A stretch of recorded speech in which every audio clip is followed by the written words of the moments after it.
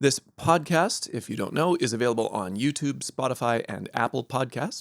And as a reminder to listeners, this podcast series is a volunteer effort with no financial incentives for anyone.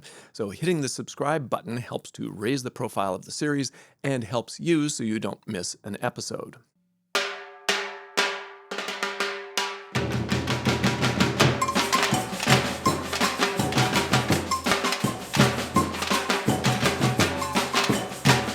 Welcome to the Community Music Learning IJCM Conversation Series. My name is Alicia de Banffy-Hall and I'm hosting this series.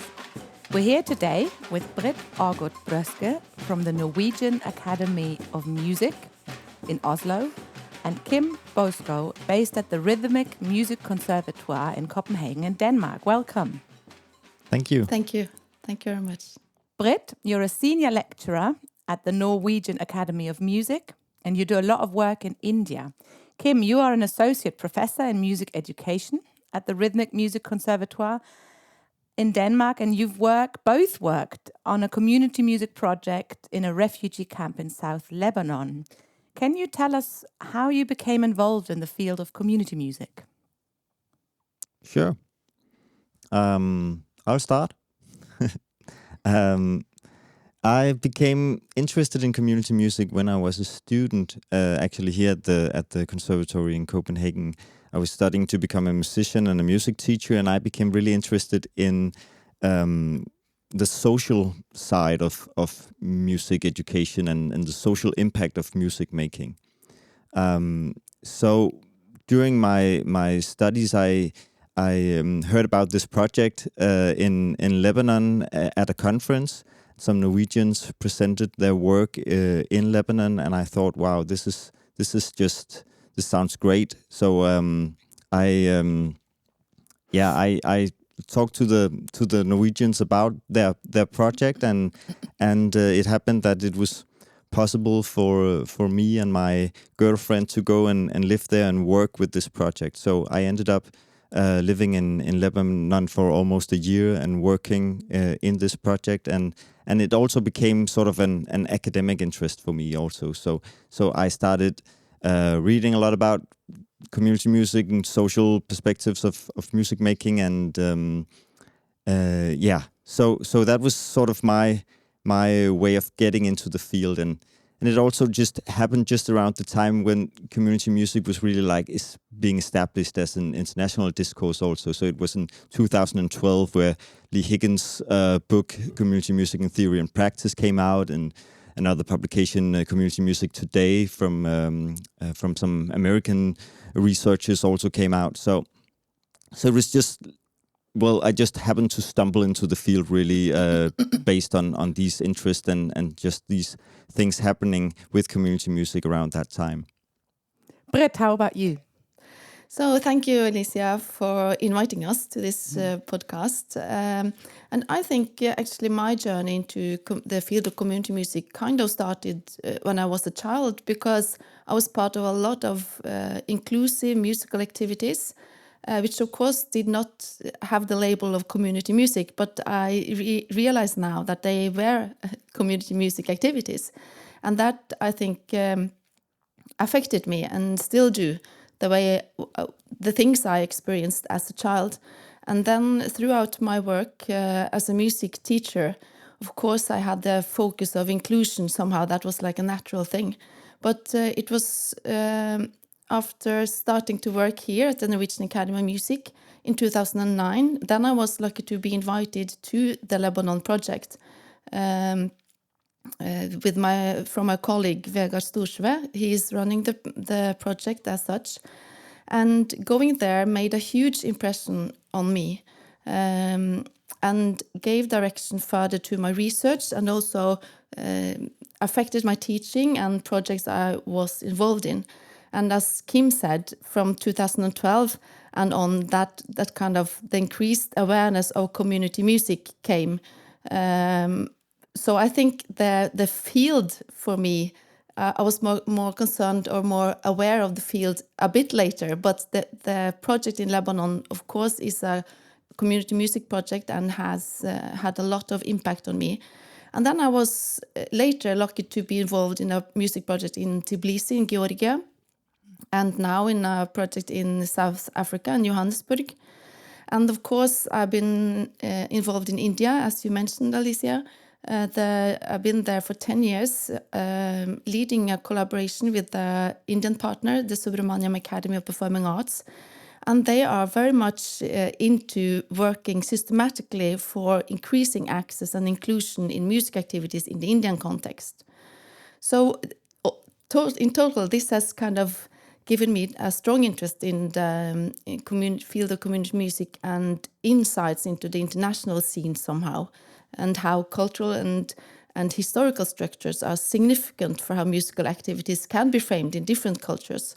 So and now I'm involved more in community music project in Norway, and looking forward to where that takes me further. Mm-hmm.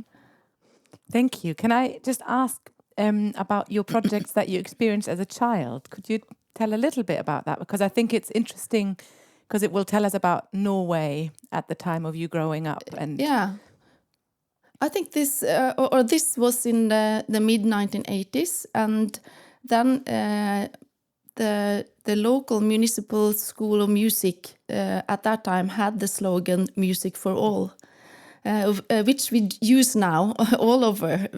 But at that time, that was quite new. And I played violin, and the idea there was to play with your parent. So me and my mom, we played together, and that was like a new type of practice. And I was involved in dancing activities, and I played the church organ and the piano and all kind of things. But I experienced that all the activities were kind of mixed in like one kind of energy, or what I could say. And in the dancing group, we made our own dances, and my brother was involved in a band, and they made music for it. So it was a lot of creative musical activities, which I think was a bit uncommon in that period. So just the experience of like inclusion and togetherness, I think. Mm-hmm. Thank you. So before we start talking about the special issue, can you tell our listeners about the field of community music in Denmark for you, Kim, and Norway, Brit, so we understand the context this issue was published in? I think you could say that both Denmark and Norway, is a very strong welfare state, and a lot of public institutions that sort of like serve the citizens in terms of providing affordable access to arts activities and like music and dance and theater, stuff like that. So especially for children and young people, there's like a very strong institutionalized access to music education, arts activities, and I think that because we don't really use the term community music for talking about these activities, but actually when these institutions were established in the first half of the 20th century, they were really like based on these like democratic ideals and access for all, and all people should be able to participate in music and stuff like that. So I think there's a long tradition for thinking about these like democratic ideals and connecting music and arts activities to ideals like access for all and cultural democracy. But only recently we've like sort of connected those ideas to the more like international discourse of community music. I think there's such a parallel also to the development in Germany. That's where it's exactly the same in Germany. Music schools were founded based on the ideal of access to music education for all. And they've become very institutionalized and not accessed by all. But the ideal is exactly. So it's a lot of parallels between these countries. Brit, how is it in Norway? So I think in Norway there are a lot of similarities with Denmark, of course, with the strong welfare system and the welfare state, and we have free education and a lot of affordable music activities, mostly given by formal institutions, as Kim mentioned. And we started with our governmental-driven music schools from 1953, and as early as in 1970s, we had like 50 municipal music schools. And from 1997, that was by legislation that all municipalities are required to have a music school. And now they are called music and art schools. So this contributes to access, of course. But still, I know that the music and art schools, they work a lot on inclusion, and there are some challenges around that, of course. Another perspective from the Norwegian side is our early involvement in the field of community music through the musician and music worker Einar Solbu. He was the first chair of the Community Music Activity Commission under ISME in 1982. So that is quite strong, and I wasn't actually aware of that before I read it in some book about community music, which is quite interesting as well. And we have the strong field of music therapy, and they do a lot of musical activities that could be labeled community music, but they don't use that term either. So, and with our long tradition of educating music teachers, music therapists, musicians, as I think also you have in Germany, of course, and all over Europe, maybe. But here, people or professionals like that, we don't call ourselves community musicians. So that is, but we work in community music fields, I will say. But with that said, I think we still in a country like Norway with a strong welfare state, I still think we need to push the awareness on exclusion, because I think we exclude a lot, like higher music education, and also in the all kind of areas, I think, but we can come back to that maybe as well. Yeah. Do they use the word community music therapy in Norway if you have such a strong music therapy field as well? It is awareness of the field, and they use that term sometimes in Norwegian. Samfunnsmusikkterapi, and we could also say samfunnsmusikk, but it has some other connotations somehow, I think. But there might be stronger awareness around community music as a field within the field of music therapy, maybe. Yeah, if I can add to that, I think that actually some of the Norwegian researchers working within that field has really made a significant impact. Like Even Ruud, Brynjulf Stige, they've really notable researchers and scholars in the field of community music therapy, and I think a lot of us working within the community music field or attaching our work to that discourse, we are really also influenced by community music therapy thinking through the Norwegian researchers working within that field. Yeah, they're very prominent. If you read about community music therapy, you read their work. Yeah. And interestingly, the field in Germany of music therapy is really interested in community music therapy. So that's starting here, is starting now. So in the editorial you wrote, which was 8 years ago, is that right? Yeah, it must be, yeah. 2017. Yeah, it is. In the editorial 8 years ago, you wrote, the term community music has not yet been adopted, with some notable exceptions, by Nordic practitioners and researchers of music and music education, even though the field can be said to exist in full. As editors, we hope that this will contribute to the further establishment of the term in the Nordic music educational discourse, and that it will inspire Nordic music educators and researchers to embrace community music perspectives and values and partake in the discussion in the emerging international field of community music. So my question to you now is, has the term community music been adopted since then? Or maybe to what degree?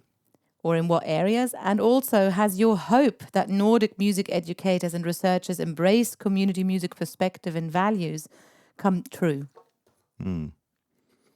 I think definitely we can say that there's a movement right now, particularly, at least in Denmark, within the music and art school system, where people are really working with widening access and strengthening democratic participation through arts activities, working with the social impact of music making in different ways. So I think community music values and ideals are definitely gaining more traction, sort of in the field in Denmark as it is right now. Still, the term as such is not being used very much, but I think at least some of the things that I've been involved in the past years has been like development projects within the music and art school system, and when I work with people, when I have give some talks or lectures within this system or at conferences where people attend from these schools, I present work from the field of community music and talk about facilitation, talk about Lee Higgins' ideas of safety without safety, and use some of these terms to describe what we are working with, and people really connect to those ideas. So I think community music is sort of becoming more prominent in the discourse and the way people think. Still, the term as such is not being used because we have other terms, other ways of talking about these activities, and because it's like it has been institutionalized for a lot of years. So these, we are more like working within the system and talking about these ideas as we have always talked about them. But now community music research is used to inform that movement and those developments within the field, I would say. Super interesting. Brit, how is it what's your reflection in Norway? So I think in the Norwegian context, there's a lot of similarities again with what Kim talks about. And kind of unfortunately, I don't think the term as such is a lot more used. But although we have had some educational courses around in Norway labeled community music, there are not many of them now, just at this time, but I think there is somehow an increased awareness around the field, and at least I think similar to what Kim says, that the awareness around and interest on topics of inclusion and diversity, that is, I would say, higher now compared to 8 years ago, and that is a positive development. I think there is several projects. We have had a huge has been driven by music therapists, but they have done a huge project on choirs for people with dementia, and that there was a television series about it, which made it very, very popular, and a lot of municipalities work now to start their own choir like this, and we have also a new project that is run that wants to create a bridge between families with children that want to participate in cultural activities, that don't know where to go, how to access, what to access. So there's an organization that employ a person to be a bridge, to talk with the family, to figure out what do the kids want and where could they have access. And then, because we have a lot of possibilities to make affordable access, but I don't think the barriers are only there. There are a lot of things, and that project points to that there are things that are exclusion mechanisms somehow that are not that known. So I think that is a really wonderful project. So there are several projects like this going on, working for more inclusive practices or to include people more. So in that way, I think the values and type of practices within community music are kind of spreading, and that is a nice thing. Can I just, Kim, ask you? You said you don't use the term so much, but you work within existing terms. So, because I can see so many parallels. I find this really fascinating because in Germany the term has really taken off, and I think we have the similarity of the strong welfare state system, very strong, institutionalized, supposedly accessible practices, but then they aren't accessed by all. So I think I can just see so many parallels, and I'm wondering what terms do you use from the existing that you mentioned before? Yeah, that's a good question. I think we use terms often that connects to the institutions that we work with. So, for example, if you work with these questions in a kindergarten context, like for very young children, you would use terms that connects to like small children's pedagogy, and if you work in for young people, you would use terms that is more like connected to social education perspectives in different ways. Youth workers, how they would describe their work and what they're doing. So it's I think it's often connected to the fields that are already established and institutionalized in different ways, and connected to other kind of educations like kindergarten teachers, school teachers, youth workers, social workers in different ways, and their discourses. So it doesn't, community music it doesn't exist as a discourse in itself, but perspectives from music education, from youth work, from social work in different ways would be connected and used as the discourse to talk about these issues. And community music informs the it's like it amplifies certain areas, doesn't it? The sort of underlying. And my impression is that it has really done some good and important work in that connection. That it really has contributed with some very important terms and perspectives, and people are really using it. But that doesn't mean that they sort of switch and talk about, now we talk about our practices as community music practices, because that wouldn't make sense, because they are already institutionalized in other ways. So that's how I see the field right now being informed by, but not overtaking completely those terms and concepts. Could I add to that? That's I think that is quite similar here.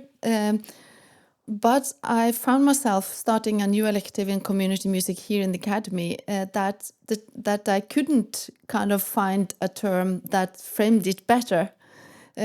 So the elective is called community music, and then I had like an addition, the musician in society, to make it understandable for students.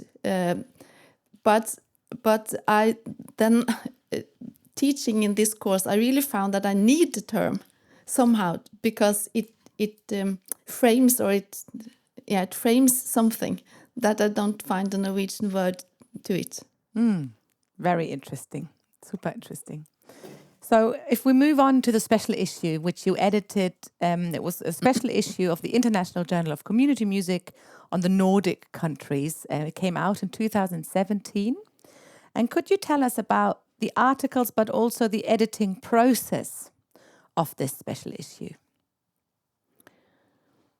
So I think we had some collaboration with Lee Higgins here in the academy,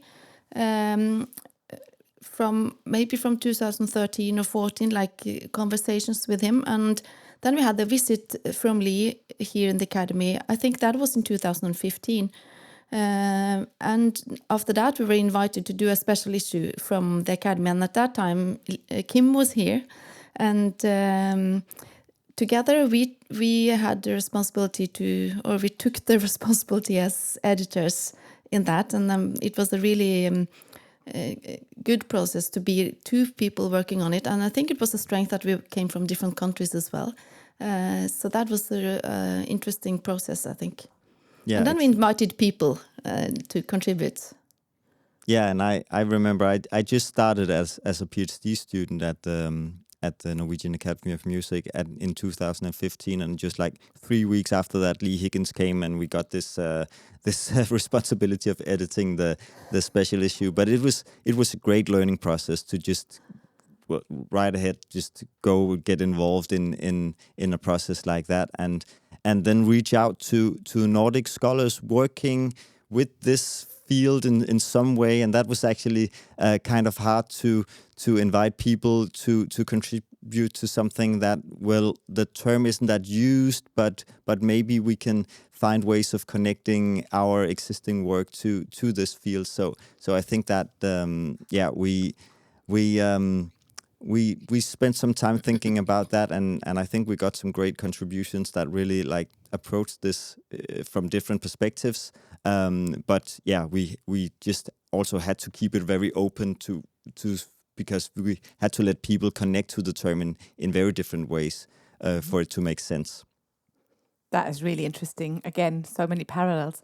I'm just going to add a question that we haven't planned, but I'm interested in those authors that then agreed to participate, sort of engaging with this field, maybe some of them for the first time. As you said, you had to sort of find people that resonate with the field. Have they continued to be involved in the discourse of community music? Has it sort of that? I mean, I'm not sure whether you know what they all did in the last 8 years, but I think definitely they are involved in either practices that are community music practices, or do work and research related to inclusive practices or perspectives on inclusion in different ways. So I think they are still into that area somehow, but they should talk for themselves, maybe. Yeah, my impression is that they definitely work with the same issues, but again, not necessarily using the term community music for describing their work. So they could maybe connect. I know some of them connect to the notion of artistic citizenship, for example, and some work with more like these inclusive perspectives within the broader field of music education. So I think it's very similar to what is to what we've talked about so far, that the notion is not necessarily becoming that established, but the perspectives and ideals are. So can you tell us about the articles that were published in the special issue? Yes, of course, happy to. So there are 3 Norwegian articles, which I will touch upon. And the first one is written by Felicity Burbridge Rinde and Tire Bergesen Skei, and with the title Towards an Understanding of Community Music in Norway. And they discuss whether community music is a useful concept in the Norwegian setting, with 3 case studies as a starting point for the discussion.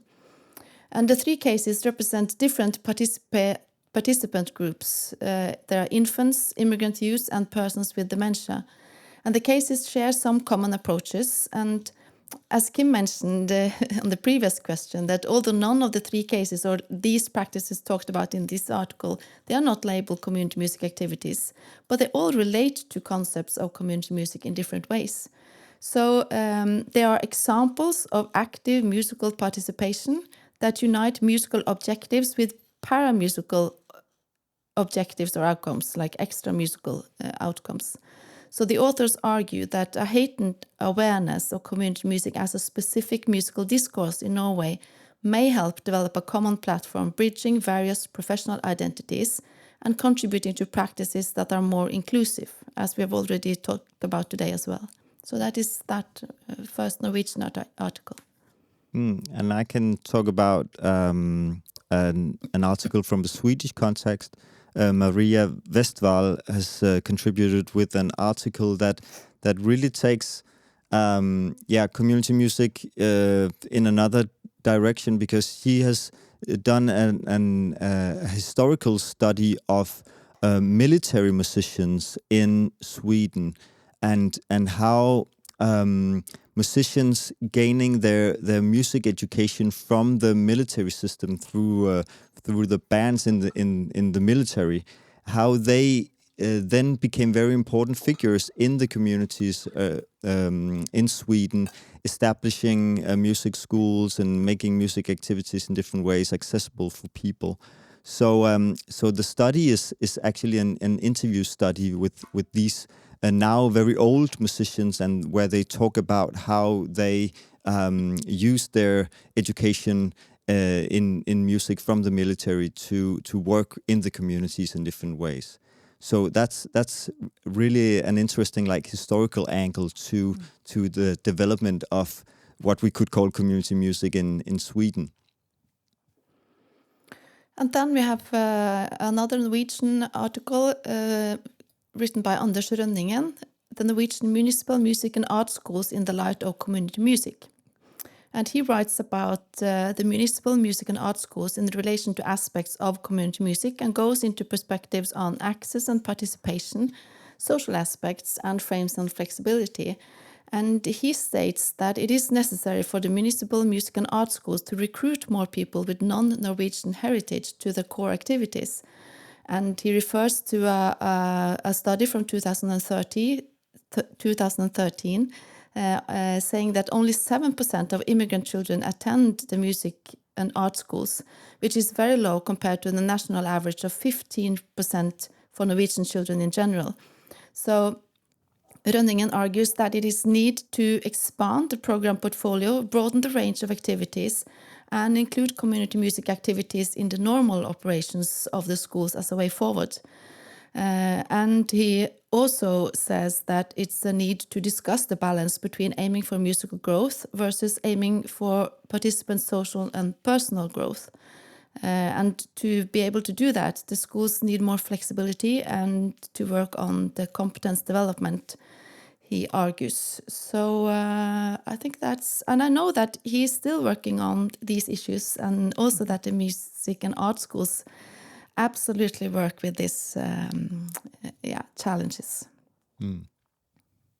Then we have an article also from the Sweden context. Johan Söderman and Maria Westwall did an article together about the Swedish notion of folkbildning, which is a system of what you could maybe call popular adult education in Sweden. We also have similar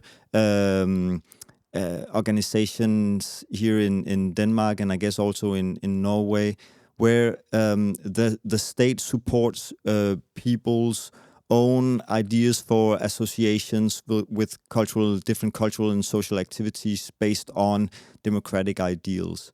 So they discuss these activities within a Finnish association in the Swedish society, where the Finnish minority can work with their own heritage and their own music and dance activities, and how these activities can be seen as an expression of citizenship and maintaining a Finnish identity within the Swedish society. So that is also an example of the institutionalization of community music in the Swedish context, and how that connects to a way of organizing society and promoting democratic ideals and community ideals in different ways. And then we have the article by Anne Haugland Balsnes called "The Silver Voices, a Possible Model for Senior Singing." And she reports from a case study of the choir, The Silver Voices.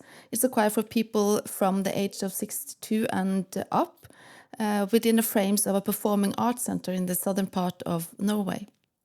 And the author shows that participation in the choir has a high value for the singers, as it gives the feeling of belonging and purpose, contributes to well-being and positive health effects. And in addition, the choir participants report on the importance of learning something new in this age, to have the feeling of getting better in singing and to experience mastery. So she argues, the author, that there's a need for more music activities for older people, and that a higher awareness of community music perspectives within the field of music education can contribute in seeing connections between musical learning and quality on one hand and extra musical benefits on the other, as such perspectives strengthen each other.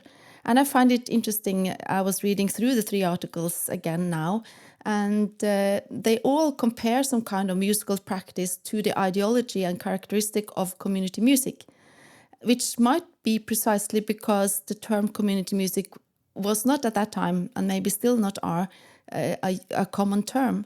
And also the 3 articles touch upon challenges in connecting or seeing the relation between aiming for musical growth, aiming for musical goals versus aiming for extra musical goals. So it's a bit interesting that all the 3 Norwegian articles have very kind of similar arguing. Brit, your article in the special issue is about the involvement of the Norwegian Academy of Music in a music project in the Palestinian refugee camp, Rashidiyeh. Can you tell us more about your article? Yes, of course. So the article is about community music activities, not in a Norwegian context, but still it is included in this special issue, as it is about the Norwegian Academy of Music's involvement in a community music project, as you say, in the Palestinian refugee camp Rashidiyeh. And my aim with the article was to challenge and nuance underlying ideologies and common practices within the field of community music. So the Norwegian Academy of Music has been involved in this project in Lebanon since 2003, and it has grown into a larger music project where local instructors run music activities and teach music as a permanent weekly activity. That is not, of course, the case now, as the situation, this is totally in the south of Lebanon, really close to the border to Israel. So there are huge challenges there now, but there has been a lot of music activities at that time, at least. And in the article, I discussed 3 issues. And I think I will maybe say most about the first issue, and then people can read the rest if they want. But the first issue concerns how aiming for a culture of equality and cultural democracy can conflict with the ideology of the local culture and social structures. So I first present how the ideology underpinning community music in many ways are in line with reasoning behind international aid, which is quite interesting, I think, such as contributing to cultural democracy where everyone has the right to express herself through culture and art. Then I present an example on how this could be in conflict with the local culture through a narrative about a young Palestinian girl.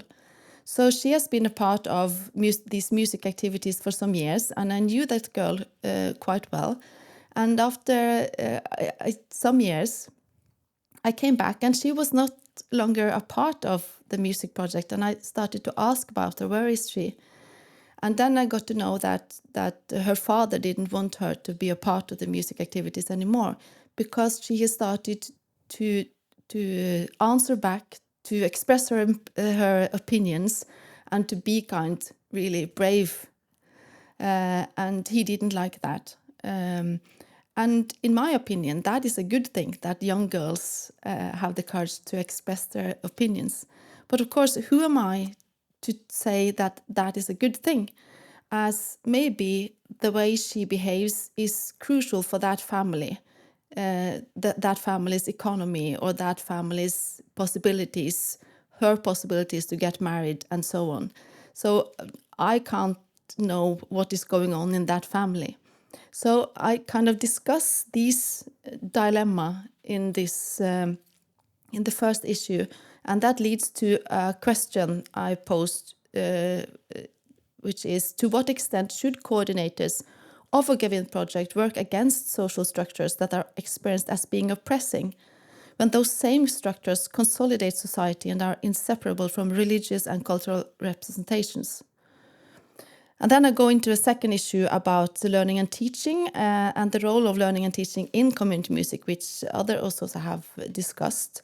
And finally, I go into the role of formalized organizational structures in the project, and have a small excerpt from an interview with a young Palestinian woman telling that being a part of the project, or the institutional frames of the project, makes participation in musical activities possible.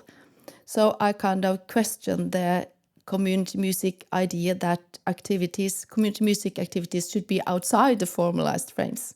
So here we need formal frames for creating participation. So then in the total, I kind of argue that it is important to reflect on what democracy, freedom of choice, and creation of a culture of change actually mean in a specific community. So with the article, I hope to kind of nuance some ideology underpinning community music. And I see also kind of same dilemmas in my work in India. So we really need to, in international collaboration, I think we really need to be cultural sensitive to really understand that cultural democracy and advocating change, that has to be on each culture's premise, I think.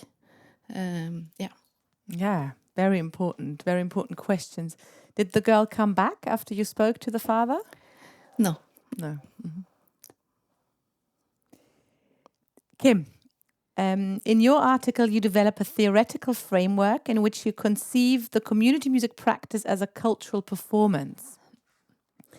Can you tell us what you mean by this and talk about your article in the special issue? Yeah, sure. Well, I think this article was really my first attempts of trying to develop like a conceptualization or a theoretical perspective on community music that I thought could help us understand also some of the issues that Brit is talking about now, some of the ambivalences and some of the ambiguities of working with community music in different contexts, where we often, when we talk about community music practices, we talk about them as giving the opportunities for some kind of transformation for the people that we work with, or in the context that we work with, strengthening or empowering people in different ways. But we tend to maybe overlook some of the more some of the dilemmas or some of the ways that community music might also reproduce some hierarchies or some structures of inequality in different ways. So working in this context in Rashidiya, the Palestinian refugee camp in Lebanon, that this project is situated, I found it really important to try to find some ways of talking about this and analyzing these questions. And in this article, I rely on anthropological theory and performance theory, trying to say, okay, anthropologists have worked with this idea of the ritual as a way of transforming the social relations in different ways. And listeners to this podcast might also know Christopher Small and his theory of musicking and his ideas of how a musical performance is also a performance of relationships, and he even says that it's a performance of ideal relationships. So I try to sort of criticize or problematize this idea of the music practice as a performance of ideal relationships, and show how that community music practices might both be transforming relations, but also reproducing and concealing some structures of meaning and identities in a very foundational manner, really. So in this context, that could be that the music project in Rashidiya allows for the children and young people to establish new relations to themselves and to each other and to the Norwegian music educators visiting. But at the same time, there are also very, very important notions of Palestinian identity and how you are supposed to feel as a Palestinian living in exile in Lebanon, what this how music and dance, how important it is for establishing and upholding the right way of performing as a Palestinian. So all of these ideas connected to Palestinian identity, they are really reproduced in the music program at the same time as the music program is also transforming relations in different ways. So this is kind of my first attempt to describe these ambiguities in a theoretical framework, and I've built upon that in my PhD work to try to like give some sort of analytical tool for us to understand these processes. Thank you. And I think the field as a whole, the field of community music, is in recent years has looked much more on the positive and the negative and the critical perspective on what's happening, and not just the ideals. So Definitely, I think you're totally right. There's really been a lot of change and a lot of it's become a more mature field in terms of the ability also to be self-critical about the work that we do. So I think that's really an important development. Yeah. And one of the previous episodes we spoke to Brit Libat-Lead, who's looking at impact. And I think it's very related to also what you're saying, the impact that's been always claimed, all these massive, big positive changes that will happen through community music, and actually looking at impact in a much more nuanced way, and also considering negative impact, which is, I think, which is very related to what you've been talking about. Sure. So if you now look back, your special issue came out 8 years ago. Where is community music as a field in the Nordic countries now, 8 years later? So, as I mentioned, at our academy, we now have this elective course in community music, which is a small starting point, I think. And also we have other study programs with a more clear focus on inclusion and diversity. And as I mentioned, there is a higher awareness in general in many music organizations and practices on inclusion and diversity without using the term, though.